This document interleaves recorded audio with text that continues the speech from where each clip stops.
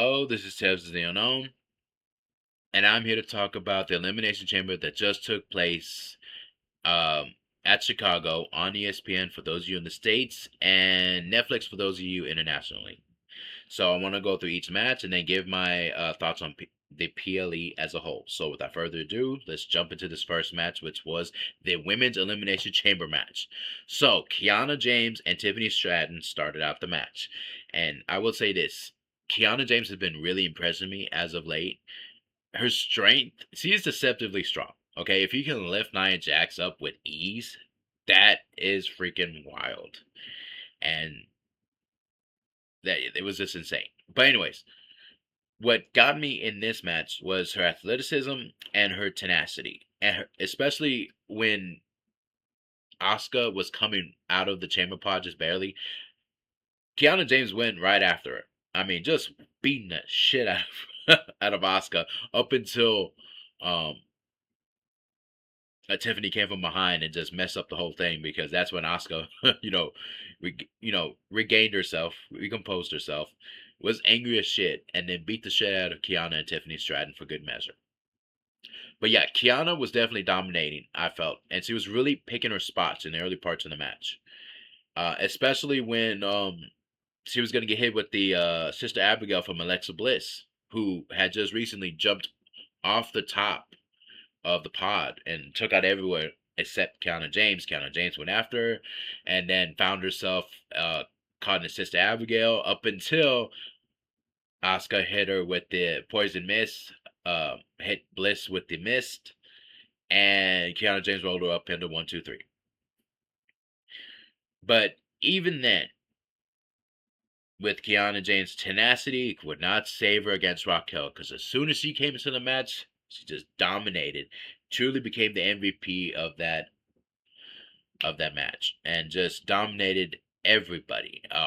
Ragdolling Rhea Ripley. It is truly something when you can say someone ragdolls Rhea Ripley, and that's exactly what she did with ease, mind you.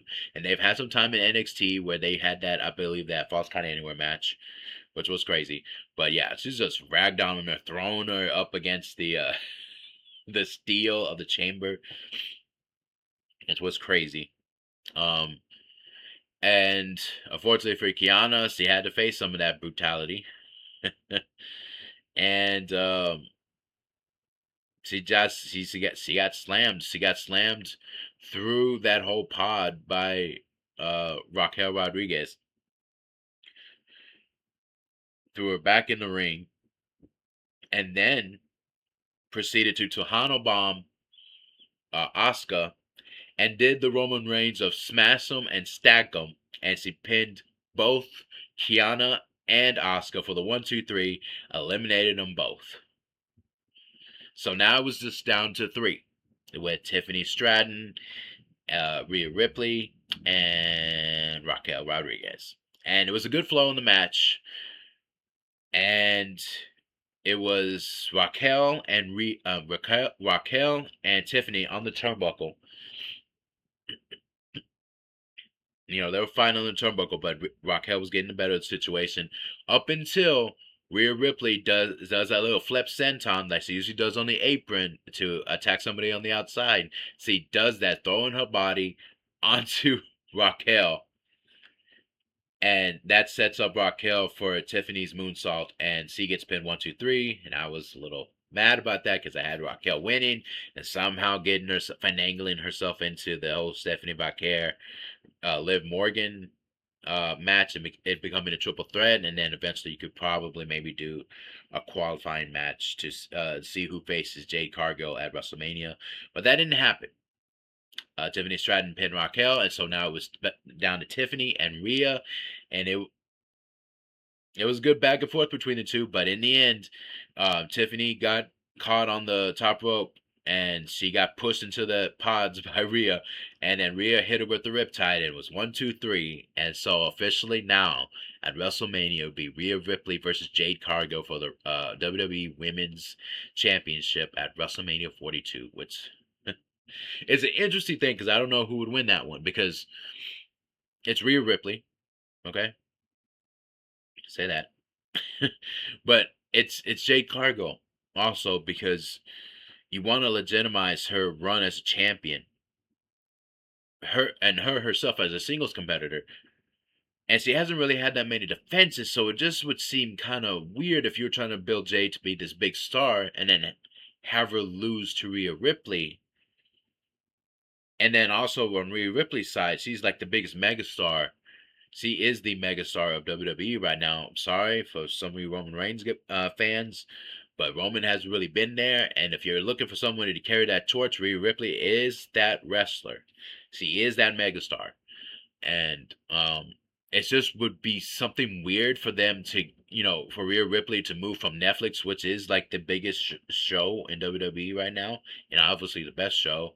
Sometimes you could say NXT is, but for her to go to SmackDown, it'd be kind of weird for them to do that. But I can also see them it balancing out the power a bit from Raw and SmackDown because you could say it's vastly, there's a difference. It will also help freshen up rivalries and just, SmackDown's aura.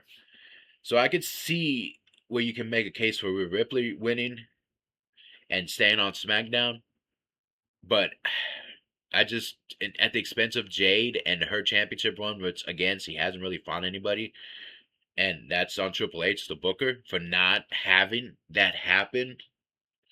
Just having her going around and telling everyone she's that bitch and not really wrestling a lot. I mean, she's had, as far as I know, 2 matches, like for like singles matches. I know one was against Mi Chin.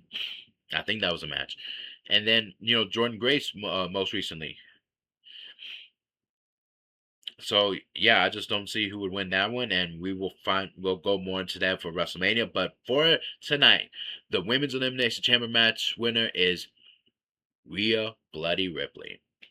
Now on to the women's Intercontinental Championship match with AJ Lee versus Becky Lynch. Now the crowd was standing up on its feet for AJ Lee, and why were they? Becky Lynch had that funny intro. It's the greatest of all time. Everybody says it. Anyways, so the match starts off with, of course, Becky Lynch taking advantage of AJ Lee, out wrestling her and stuff because it has been 10 plus years, and for those of you who want me to be more exact, 11 years. And even mocked her a bit where sitting on the ropes, just like how AJ Lee does. AJ Lee didn't like that, but she quickly changed her facial expression and then eventually started getting the upper hand on Becky Lynch. And as we have seen since AJ Lee has returned, Becky Lynch's mental capacity with dealing with that woman has really gotten progressively worse and started with really eating away at her. There was a pinfall that Becky Lynch had on AJ Lee, didn't work, so then she started removing the turnbuckle. And then Jessica Carr, who Becky Lynch has had problems with, tried to put the turnbuckle pad back on. And Becky Lynch, seeing the opportunity, shoves AJ Lee into Jessica Carr, and then there was a 1-2-3 cover that did not work because Jessica Carr didn't take that. I thought she was gonna be out for a bit, but that didn't happen. Um, and I guess she was trying to really compose herself, and Becky Lynch missed AJ Lee with a kick and inadvertently hit Jessica Carr, knocking her out. But then AJ Lee hit the her Black Widow and got Becky Lynch to tap out. Unfortunately, Jessica Carr was still out, and that's when a chaos ensued, where Becky Lynch was throwing AJ around on the outside, even throwing a chair into the ring. But then AJ Lee started getting the upper hand, and then Becky Lynch ends up DDTing. They kind of botched it a bit, but she did what the intention was to DDT on the chair.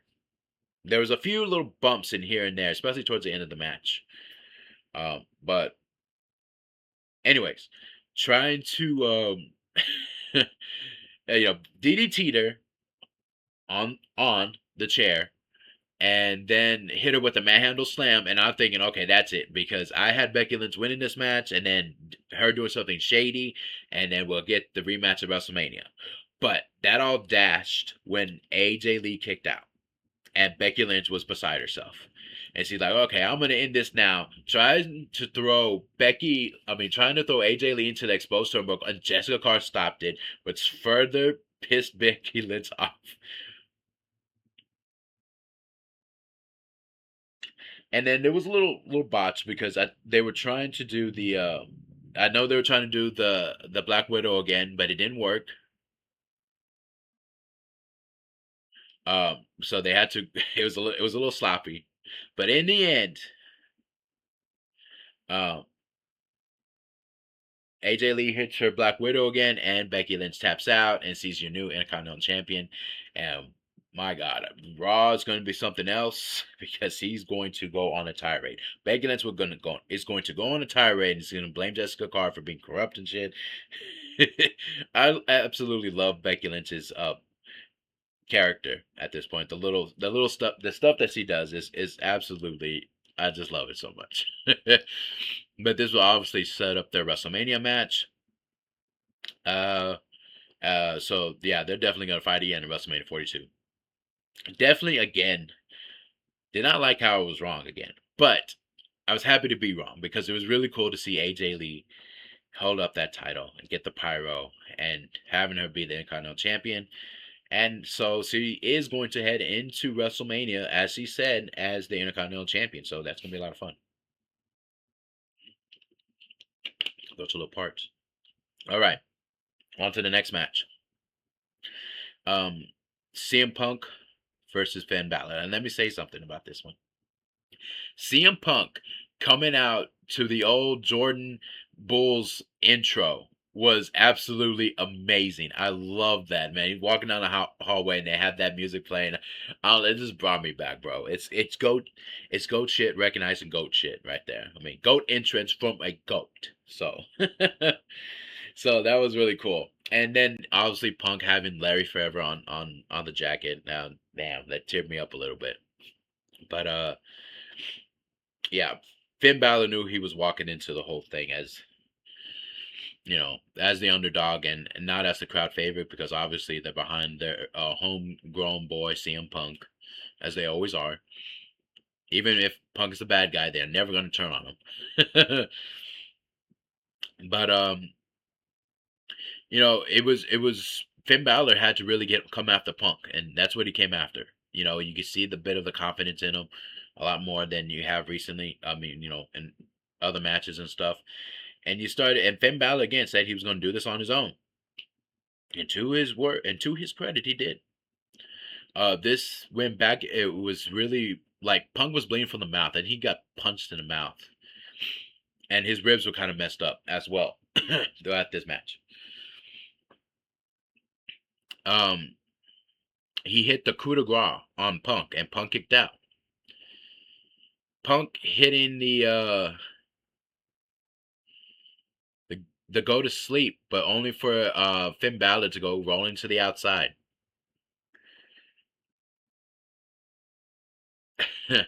And then Punk trying to hit I think he was gonna hit the running knee on Balor, but it didn't work. Balor hit him with a sling blade. He had a lot of sling blades on him. Jesus Christ. Um and then Balor ends up drop kicking Punk through the barricade. He looked at the title, says, it's time, let's do this. So he throws Punk in the ring, and there's a little, believe it, another sling blade happens, and then another drop kick into the ropes, and now he's like, all right, I'm gonna hit him now. Coup de grace for the second time.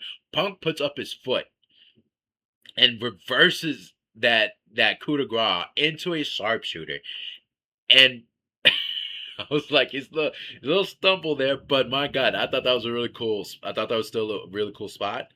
But Balor was able to get to the ropes to break it up. Eventually, Punk would then hit his GTS and get the 1, 2, 3.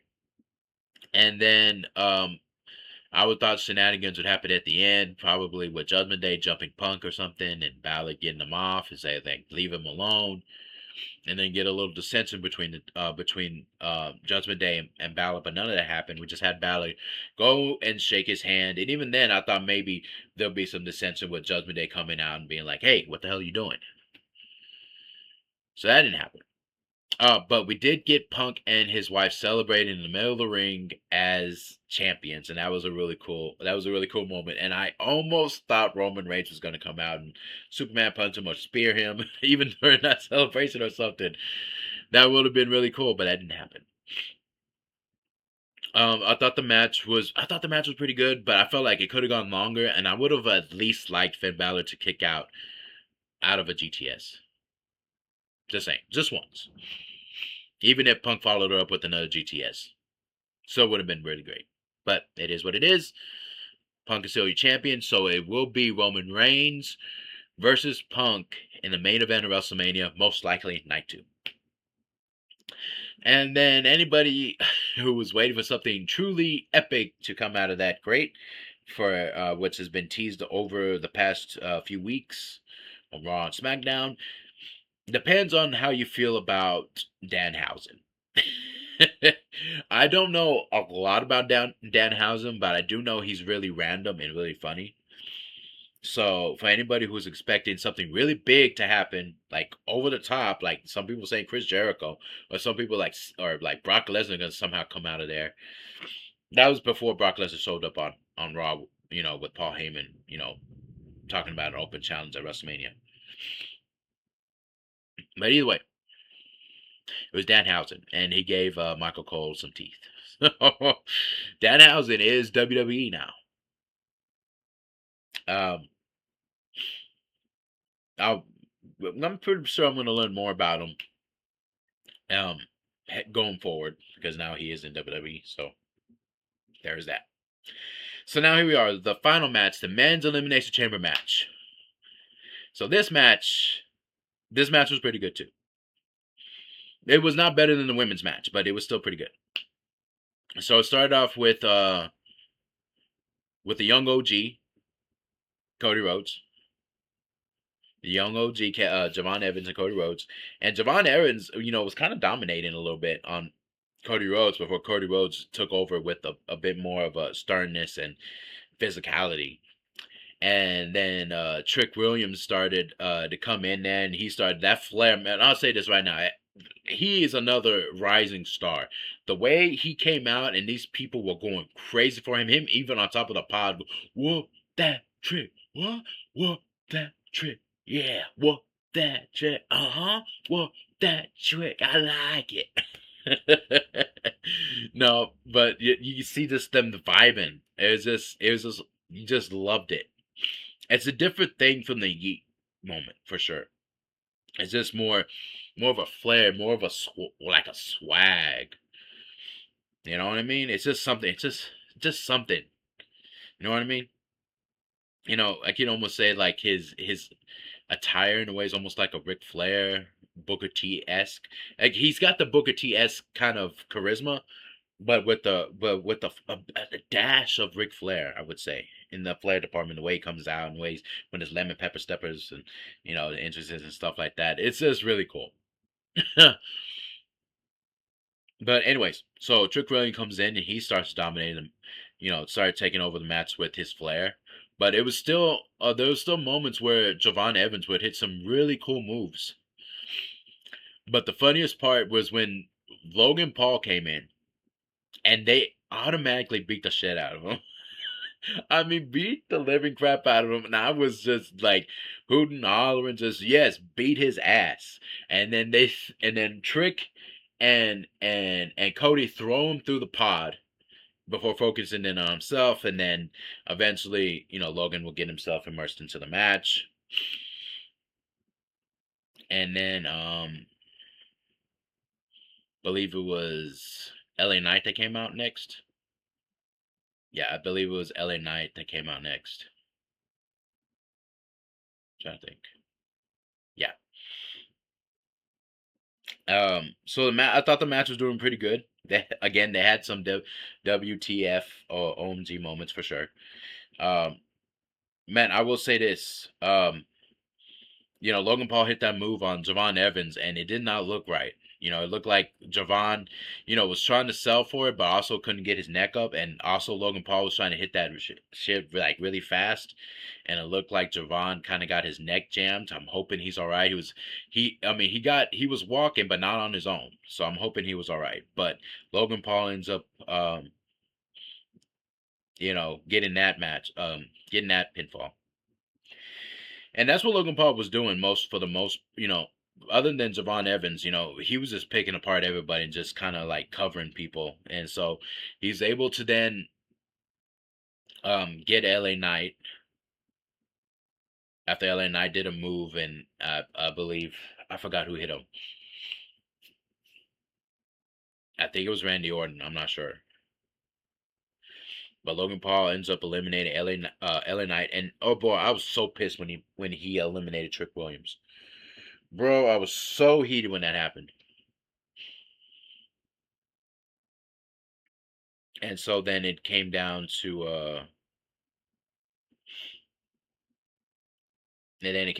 Logan Paul and Logan Paul, Randy Orton, and Cody Rhodes, and I was livid. But then the masked man started coming out, and they pulled him off to the side, and I'm thinking, okay, well that's one guy, because the last guy got rumored to be excuse me, got rumored to be was it got rumored to have, not rumored, on SmackDown they took the mask off one of the masked men out of the off the masked man, and it turned out to be one of Seth Rollins' students, wrestling students. And so I'm pretty sure this next guy, and they ripped his mask off, and they're asking who he is. He was just smiling and shit, and I'm pretty sure that's another student of Seth Rollins.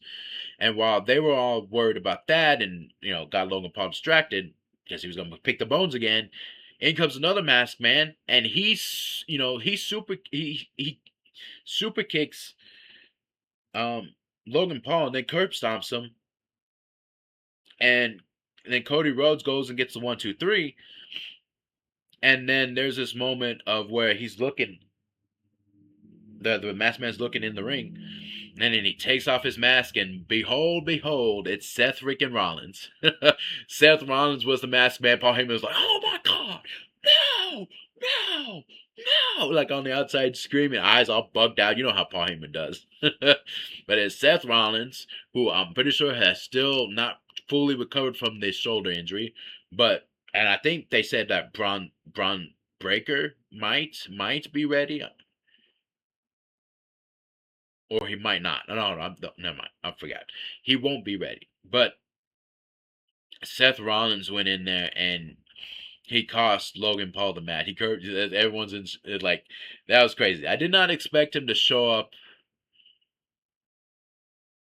at the Elimination Chamber, but seeing as how he probably won't see him for a while because Braun Breaker's not going to be there, and I don't see another reason why he would show up, because I don't see who else he could really be facing that's worthy of Seth Rollins. So there's that.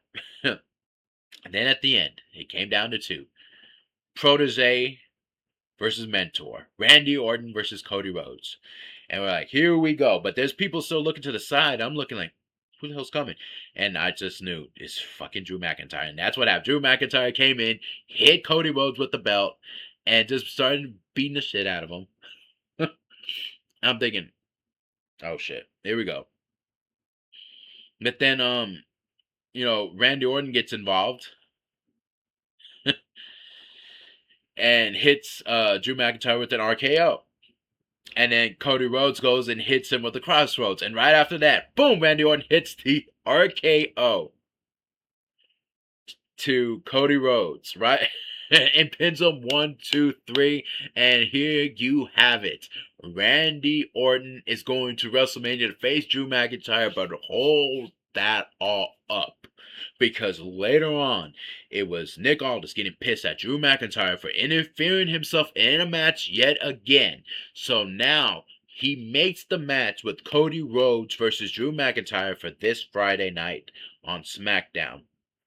And so Cody and Drew for the WWE Championship on Friday night, and I am pretty sure Fatu is going to get involved in that match because there'll be something where McIntyre tries to cheat again and take advantage of Cody, and Jacob Fatu is going to come in there and he's going to wreck that match up to the point where it's either disqualification and Drew walks away, or or the referee's out and Cody he gets involved in the match and they go and tussle, while Randy Orton's probably watching from the desk table or whatever, and Cody Rhodes and Jacob Fatu get into it, and then that inadvertently costs Cody the match, and then the fatal four way becomes the thing because Nick Aldis is done with this shit. He's done with it all, and Randy Orton's going to be so pissed that this has happened.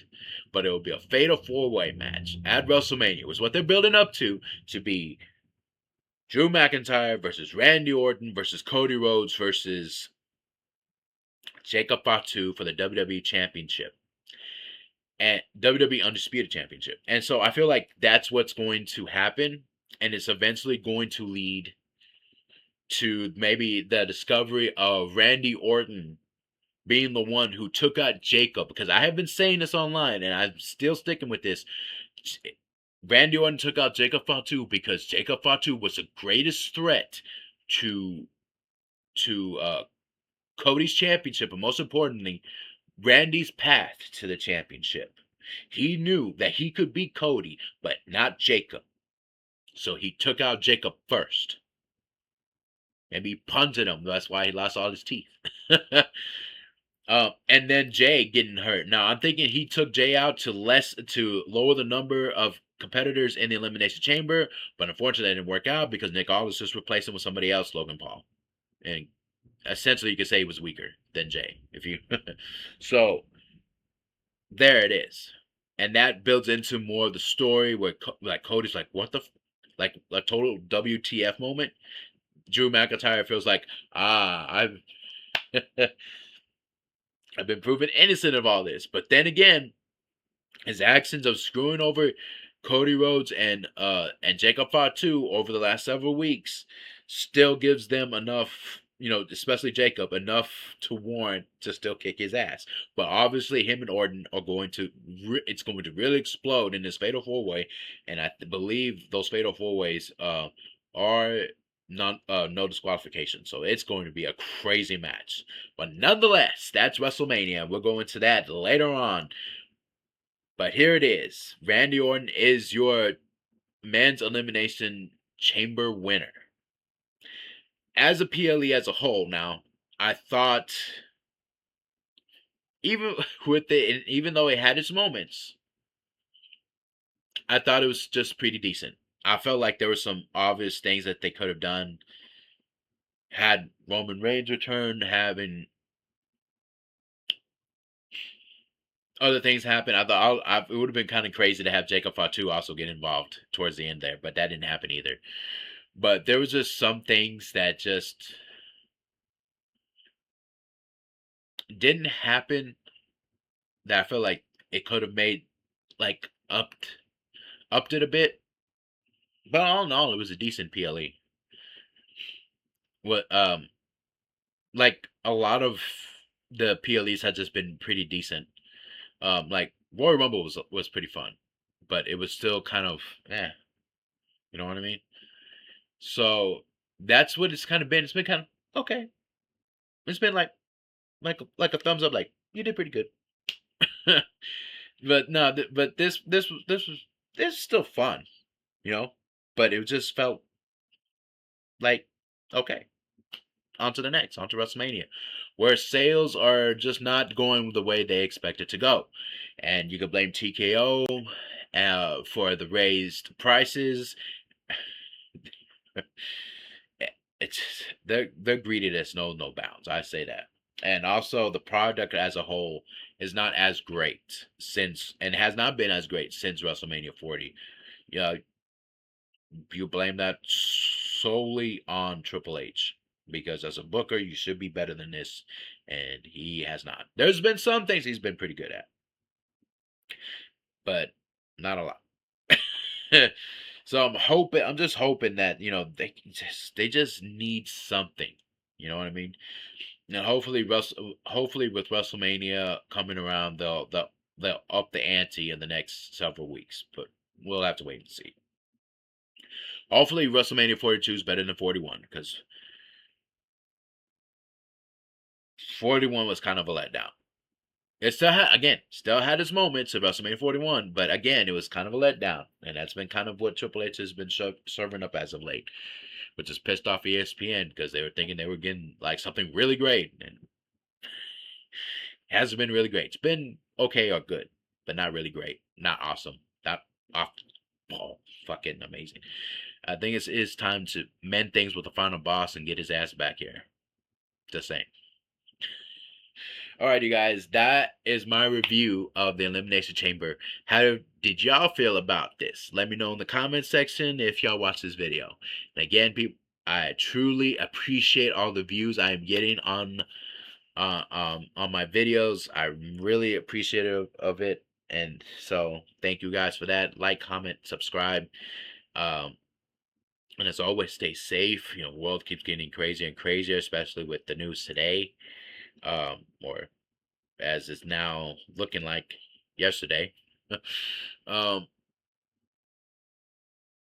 so yeah, just stay safe. Cherish the moments you have with your loved ones. Cherish your loved ones going hand in hand, and always take care of yourself because if you're not taking care of yourself, then how you ever gonna really get shit done? And it's very important to take care of yourself above all else. And